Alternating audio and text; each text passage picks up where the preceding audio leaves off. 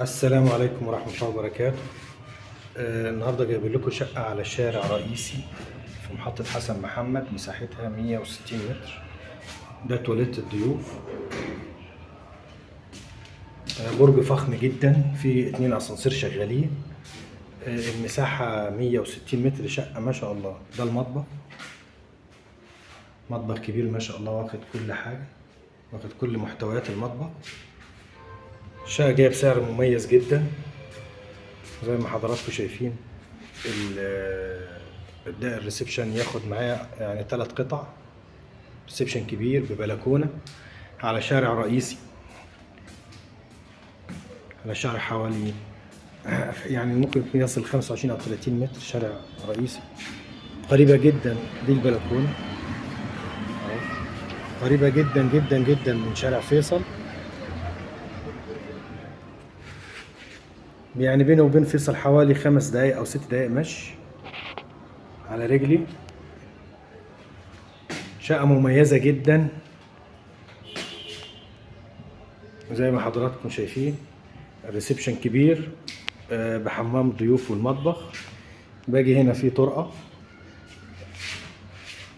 دي الطرقة دي بتوديني على غرفة نوم كبيرة زي ما حضراتكم شايفين، ببلكونة.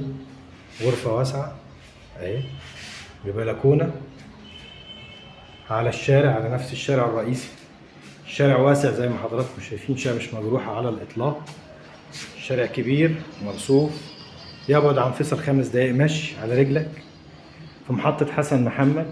الميزة ان هنا المساحة 160 متر، برج فخم جدا جدا، فيه 2 اسانسير شغالين، مدخل فاخر. قريبة من فيصل، دور مميز، الدور الخامس. البرج 12 دور، طبعا مرخصة وفيها كل المرافق. احنا شفنا كده غرفة، دي الغرفة التانية. الغرفة دي برضو ليها بلكونة جيب اهي، واخدة الدولاب، واخدة سريرين. غرفة كبيرة ومرتاحة وليها جيب. الجيب ده برضو باصص على الشارع الرئيسي. الشباك اللي هناك ده نظام بلكونة جيب، بيبص على الشارع الرئيسي. كده احنا شفنا غرفتين. هنا ده الحمام الرئيسي، حمام مساحته مستريحة جدا زي ما حضراتكم شايفين، حمام كبير تمام. هنا عندي غرفة ماستر بالحمام بتاعها.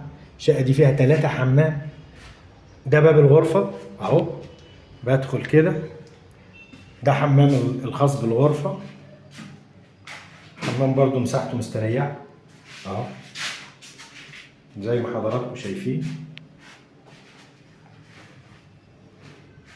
بكمل بقى على الغرفة دي. غرفة كبيرة اهو، غرفة ماستر، ليها شباك على منور، مساحتها حلوة.